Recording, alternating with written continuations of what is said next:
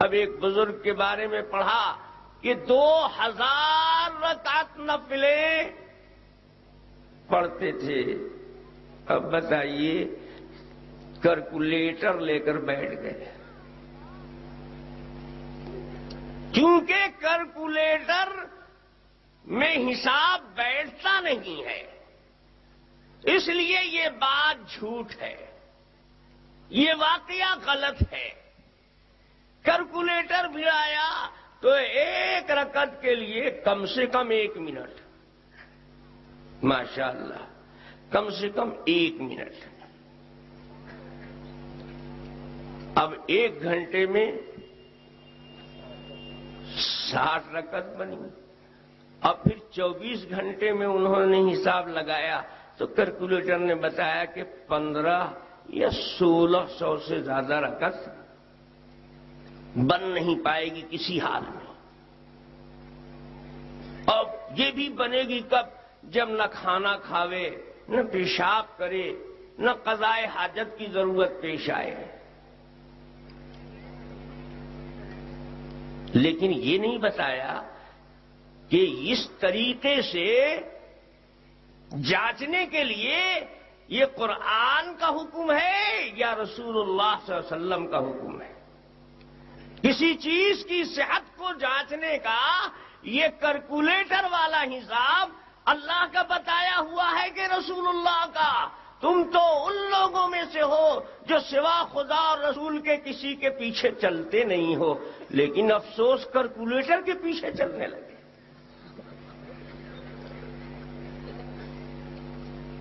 اگر آپ کی منطق سے کیلکولیٹر سے کسی چیز کا صحیح ہونا اور غلط ہونا صحیح جانچا جا سکتا ہے تو مجھے کہنے دیجئے کہ یہی کیلکولیٹر آپ عقائد و جہاں سروری کائنات جناب محمد الرسول اللہ صلی اللہ علیہ وسلم پر بھڑا دیجئے. اللہ تعالیٰ کہتا ہے سبحان الذی اسری بعبدہ لیلا من المسجد الحرام الی المسجد الاقصی الذی بارکنا حولہ.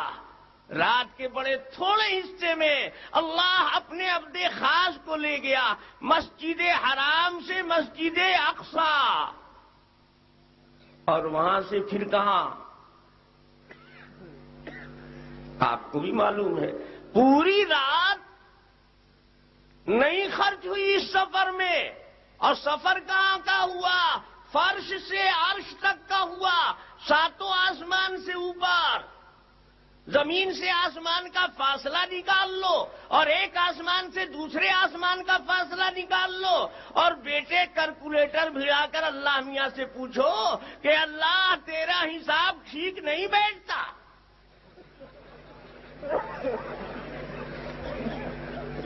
اس لیے تیرا کلام غلط ہے. جس احمق کو یہ بھی نہیں معلوم کہ خرق عادت جو چیز ہوتی ہے اس میں کیلکولیٹر نہیں لگتا ہے. اگر کیلکولیٹر لگا کر معجزات اور کرامات کو پرکھا جائے تو صرف یہ واقعات ہی غلط نہیں ہوں گے، پھر قرآن بھی ہوا میں اڑ جائے گا، حدیثیں بھی لاپتہ ہو جائیں گی. تم نے تو 24 گھنٹے نکالے، اور یہاں تو اللہ تعالیٰ کہتے ہیں لیلن. یہ بھی نہیں بتایا کہ رات میں سے کتنا، آدھی رات یا اس سے بھی کم یا اس سے بھی کم. بلکہ بتانے والے تو بتا رہے ہیں کہ آپ واپس آ گئے بیت المقدس سے بھی اور 7 آسمانوں کی سیر کر کے بھی اور آیات کبریٰ کا مشاہدہ کر کے بھی اور عرش سے بھی اور جنت اور نار کی بھی سیر کر کے، اور آپ تشریف لائے ہیں تو ابھی بستر کی حرارت بھی ختم نہیں ہوئی ہے اور زنجیر بھی ہل رہی ہے. یہاں تو ایسا لگتا ہے کہ تمہارے کیلکولیٹر والے حساب سے گھنٹہ بھی نہیں گزرا ہے، 1 گھنٹہ نہیں گزرا، اور میرے آقا سروری کائنات جناب محمد الرسول اللہ صلی اللہ علیہ وسلم لاکھوں لاکھوں لاکھوں میل سے گھوم کر چلے آئے. خیریت کہیے کہ یہ جرجیس، یہ ابلیس اس وقت نہیں تھا، ورنہ تو اسی طرح جھٹلاتا. ابو جہل کو کیسے تو یہ ابلیس ملا نہیں، ورنہ کیلکولیٹر بھیڑا سا ہوا.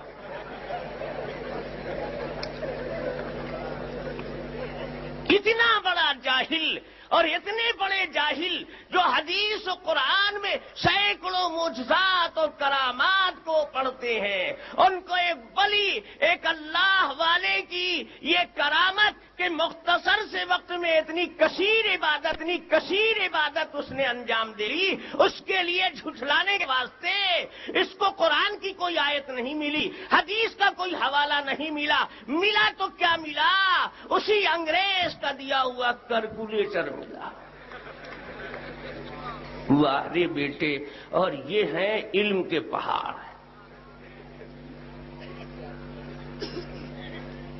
سوچئے جن کا مبلغ علم یہ ہے، جن کے بنائے ہوئے اصول سے قرآن غلط ہو سکتا ہے، اللہ کے نبی کا معجزہ جھوٹا ہو سکتا ہے، ہمیں کہنے دیجئے یہ اسی کی اولاد ہیں جنہوں نے اللہ کے حبیب کے خلاف پلان بنایا تھا اور کہا تھا کہ اے ابو بکر، اب تک تم مانتے آ رہے تھے لیکن میرا یقین ہے کہ اب جیسی بات وہ اگل رہے ہیں، میں شروع سے کہہ رہا تھا کہ مجنون و دیوانے ہیں، اب تم بھی کہو گے مجنون۔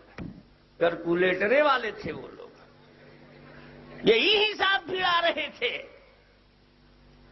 بات اصل یہ ہے کہ ہیں اہل حدیث، زبان چلتی ہے، دماغ کام نہیں کرتا ہے، یہ سمجھتے نہیں کہ کیا بول رہے ہیں، کہاں سے بول رہے ہیں۔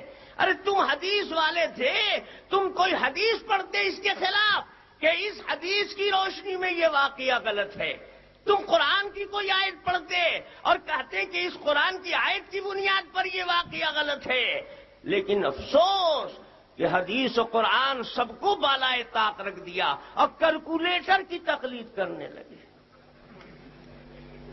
وقت آتا ہے تو کیلکولیٹر کو امام مان لیتے ہیں، کمپیوٹر کو امام مان لیتے ہیں۔ کچھ سمجھ میں آتا نہیں آپ کو؟ اگر سمجھ میں آتا ہوگا تو انشاءاللہ ابتدائے عشق ہے روتا ہے کیا، آگے آگے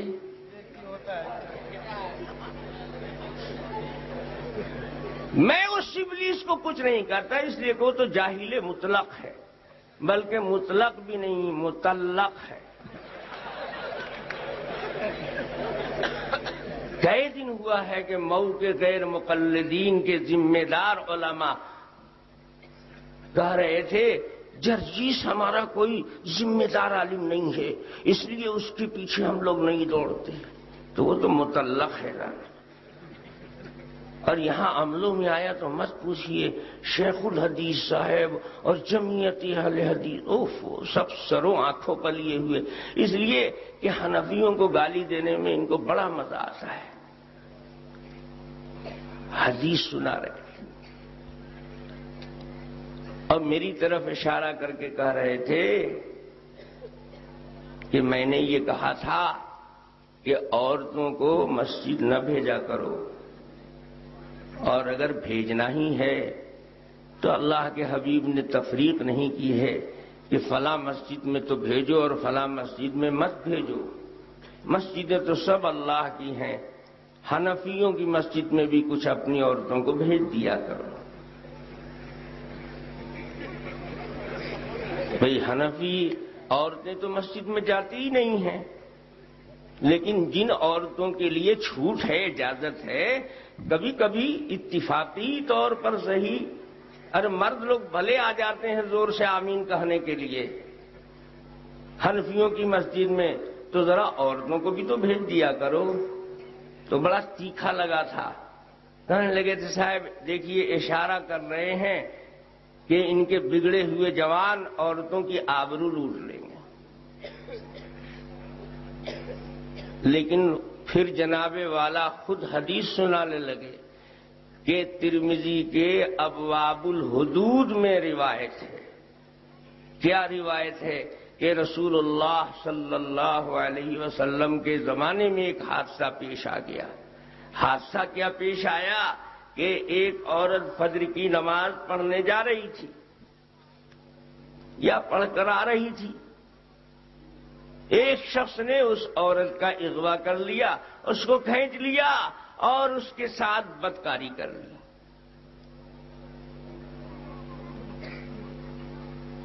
اب پھر اس پر تبصرہ دیکھیے کہ رسول اللہ صلی اللہ علیہ وسلم کے زمانے میں یہ حادثہ پیش آیا تو اللہ کے حبیب صلی اللہ علیہ وسلم نے اس کے بعد منع نہیں فرمایا کہ اس طرح کے واقعات ہو جاتے ہیں، خطرات ہیں مسجد میں عورتوں کے آنے میں، اس لیے اللہ کے حبیب نے نہیں روکا، اور روکا تو کنہوں نے، کس نے روکا؟ حنفیوں نے روکا، اور حدیث سنا کر اس سے استنباط کیا، کئی مسائل نکالے۔ ایک مسئلہ حدیث تو سنائی اصل اس لیے کہ عورت بھی پہچان نہیں سکی